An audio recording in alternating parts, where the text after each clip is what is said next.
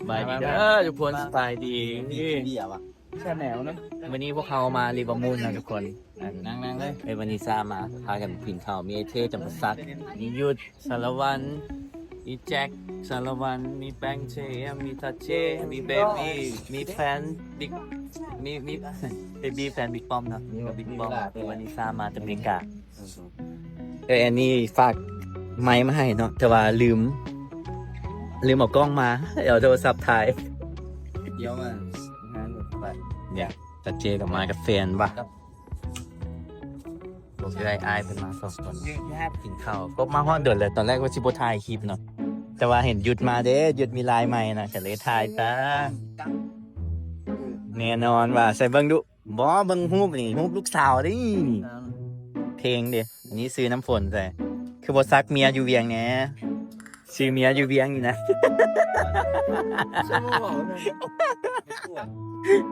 ซักเนี่ยหยุดกับมาจะวังเวียงนะนี่มาจะวังเวียง3 คนต้องกับมานะโอ้แล้วซะทุกคนนะ เสียงเพลงน่าจะเข้าเนอะแต่ปิดเสียงรบกวนทุกคนปิดเสียงรบกวนเพลงนี้กระซิบเดี๋ยวหยุดได้แล้วเบาดังๆนี่ต้องกับมา บ่าย2 มื้อก่อนนำบ่มีตีลิขสิทธิ์พี่บ่สลัดบ่ โอ้ได้ของฝากไป I didn't know he was coming. บ่ฮู้ว่าหยุดสิมาบ่ฮู้ว่าหยุดสิมาเอากินข้าวนะวันนี้ปิ้งไก่หลายเลยถ่ายคลิปแหนะหยุดเข่าคลิปวิวมันจะขึ้นเนี่ยหยุดเอ้ย เพลงลิขสิทธิ์อีกแหละโอ้เบื่อเนี่ย เอาคลิปแล้วก็เบาเฮาเนาะทุกคนเนาะ โอ้ก็มีแต่ย่องหยุดนี่แหละ เอา อันใดอีก เดี๋ยวเพิ่นก็สั่งลบคลิปอีก มื้อแรงสิพาไปได้นี่ ไปอีก ไปนี่แหละ ไปทำไมพี่ปอบ หยุดเบิ่งหยุดไข่เนาะเอาแหวนไข่ได้รุ่นนี้โอ้ ว้า เอาอีหลี ว้า แน่นอนว่าพี่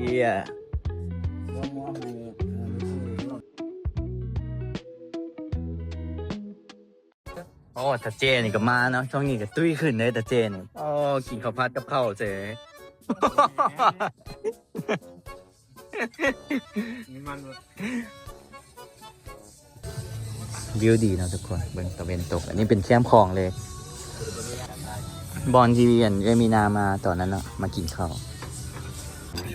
อาหารกันหลายเนาะทุกคนนั่งชิวๆนี่กินกันมาสิกินชิวๆบรรยากาศโคตรดีเลยคุณนะโอ้โหมากัน7 คนอัดกันมาเนาะ รถตัดเย่คันน้อยๆบ่เทสตูบ่มาเทสตูเหี่ยวน้องมานี่40 ผ่านนาทีมากันกัน7 คนโอ้โห ไปหากินข้าวนอกบ้านสบาย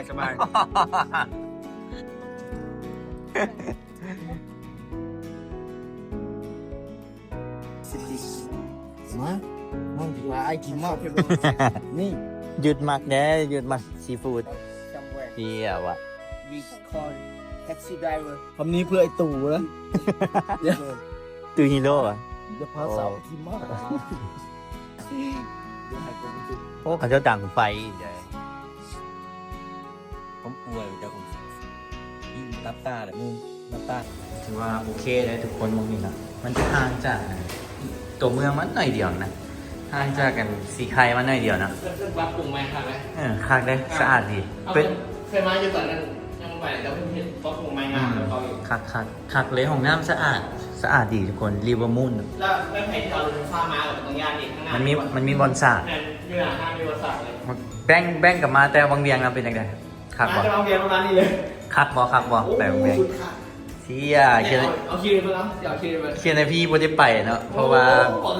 ติ มีบิ๊กใหญ่บิ๊กกลับแล้วอ่ะ ยังอยู่บางเรียนค่ะเนี่ย เอ้า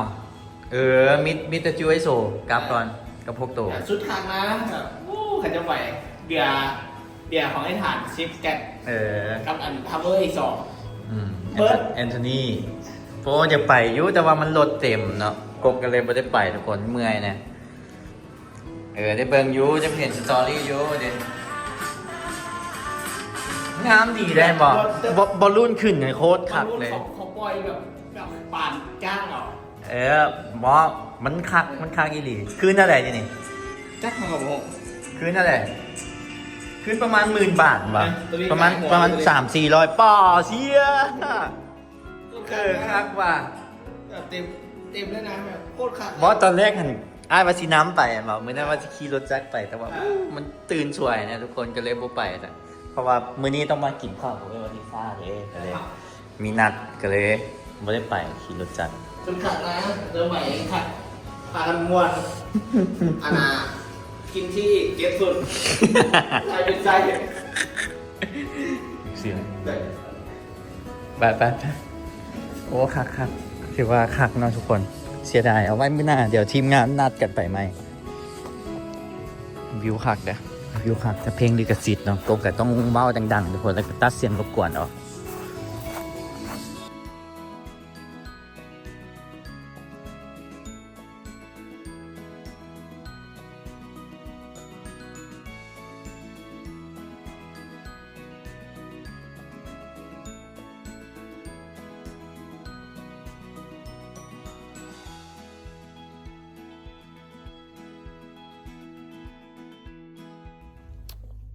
ทุกคน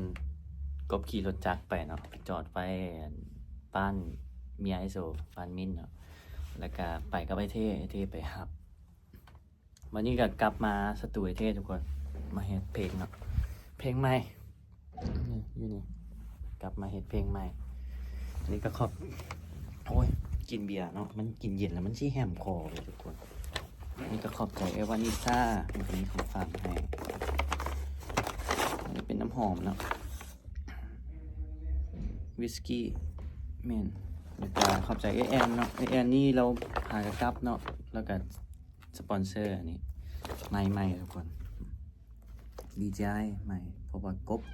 อยากได้จะโดนเชี่ยจะเจกับมาว่ะคือว่าพวกเข้ามาไอเทนเอาไปนอกแกจังไหนมาโอ้โหเป็นยังไงวะกำลังที่ปิดคลิปไปตัวก็ได้น้ำหอมคือกันป่ะ ได้เลย คือกันเล่นป่ะสีเดียวกันป่ะ โอ้ คอร์สี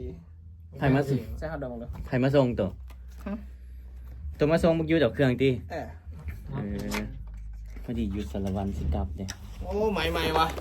เอายังมาใช่ใหม่แต่ลืมเอากล้องมาไอ้อุ้ยก็เลยมาได้เทสเนาะเดี๋ยวมือที่เทสให้เบิ่งเลยขอบใจหลายๆขอบใจแอนนี่เนาะ กินเหล้าอ่ะสีก็เหล้า เพราะว่าบักฮู้ว่าไอ้ได้ไม้นี่ย้อนอย่างย้อนบักแฮวเลยบักแฮวมันป้ายยาให้ลองเด้ป้ายยาโอ้คักได้กบเอาแม่ลองใส่อยู่หลวงพระบางเด้ตรงไป บิสกี้ ฮะ บิสกี้เลย นี่ขอบใจแอนหลายๆเด้อขอบใจแอนนี่เนาะหากระกับไปแล้วก็ฝากไม้มาให้กับเวฟวานิซ่าทุกคนก็มาเฮ็ดเพลงเนาะทุกคนเมื่อกี้นี่รีฟงโอ้ยหลบสปอยเฮ็ดเพลงใหม่เนาะกับนักร้องมงคนหนึ่งดังเลยช่วงนี้มาเฮ็ดเพลงเนาะเพราะว่ายอดวิวเอากับบ่ไปเพลงกับวิวบ่ไปเนี่ยเนาะเฮ็ดคลิปกับบ่ไปทุกคนกลับมาเฮ็ดเพลงคือเก่านี่ขอบใจหลายๆเด้อมาดาม thank you very much เพราะว่าแฮวเนาะแฮวเป็นคนป้ายยาอยู่หลวงพระบางให้ลองใส่เบิ่งแล้วก็มันก็คักอ่ะแหละให้แอนก็เลยเป็นสปอนเซอร์ให้ตัวนี้ยูอเมริกามันจะถือก่อนนะทุกคนมันจะถือก่อนหลายเลยอันนี้คือว่า80 ปลายดอนบอกประมาณนี้บ่จื้อเนาะก็คันอยู่ลาวแฮวซื้อ3 ล้านกว่าแหละน่าจะ100 ปลายดอน150ลงมาประมาณนี้อยู่ไทยก็จะราคาหนึ่งแต่อยู่อเมริกาจะถึกที่สุดขอบใจหลายๆเด้อวันนี้ก็เฮ็ดเพลงนะทุกคนมาไซส์ดูไอเท่ต่อไอเท่กับพักผ่อนได้อยู่ว่ะฟอร์ด เฮ็ดไม่ได้อีกตัวนี้แหละ ทุกคนเดี๋ยวกบเฮ็ดเพลงก่อนนะช่วงนี้ก็สิกลับบ้านเฮ็ดเพลงถ้าฟังเพลงใหม่เนาะอยู่ใน KNP Official ทุกคนเฮ็ดเพลงก่อนนี่เฮ็ดเพลงแล้วนะทุกคนอัดเพลงตอนนี้แฮมคอเบิดเลย เพราะว่ากบนี่หากระเซาไอทุกคน อันนี้มันเริ่มดีขึ้นกินน้ำดื่มใช่แล้วเขาออกกำลังกาย แล้วเขาก็พยายามบ่กินเย็นมื้อนี้กินเบียร์เย็นมาเนาะตั้งแต่อยู่พุ่นพุ่นแหละวันนี้ทราบไปเลี้ยงเข้าแล้วก็ได้ของฝากเนาะของฝากจากวานิซ่าจากแอนนี่ตัวนี้แล้วก็ขอบใจหลายๆเด้อ thank you so much thank you very much for this one ก็อยากได้แต่ดนนั่นแหละแต่มันกับช่วงนี้ก็ไม่มีตังค์เนาะ ก็เลยบ่ได้ซื้อแฮวบอกว่าซื้อแม่ซื้อมาใส่ เพราะว่าคุณภาพเสียงมันจะดีขึ้นทุกคนมันจะสัตว์บ๊ายบายทุกคนเมื่อยเนาะใช้เสียงอะไรบ๊ายบายได้ทุกคนเจอกันคลิปหน้าแฮมคอใจกันเจอกันคลิปหน้าทุกคนบ๊ายบาย thank you very much ดีใจบ๊ายบายเดี๋ยวที่เทสกล้องให้เบิ่งนะทุกคนวันนี้ลืมเอากล้องมา บ๊ายบาย